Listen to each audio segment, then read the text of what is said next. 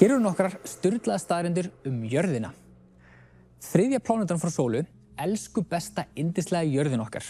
Jörðin einstaklega dýrmæt. Hún eini staðurinn þar sem við vitum að geimverur búa á.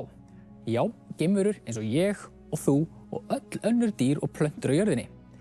Yfirborðið líka lifandi. Skorpan sem við stöndum á úr stærðarinnar flekum sem hreyfast í kippum. Jörðin skelfur. Á Íslandi þetta sérstaklega algengt. Landið okkar eldfjallaeyja. Þar eru líka jöklar sem skríða fram eins og jarðýtur og hopa eins og gröfur. En af hverju líf á jörðinni? Jörðin hefur fljótandi vatn vegna þess að hér hvorki of kalt né of hlýtt, heldur akkúrat passlegt eins og grauturinn í sögunni Gullbrá og Birnina 3. Jörðin hefur eitt tungl, eina hnöttin sem menn hafa heimsótt utan jarðar.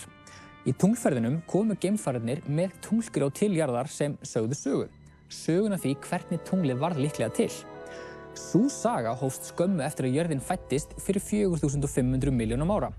Þá skall hnöttur á jörðina í mestu hamförum sem hafa dunið yfir plánetuna okkar.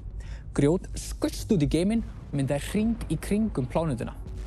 Úr hringnum þjappaðist saman tunglið. Í dag snýst tunglið í kringum okkur á næstum því 1 mánuði.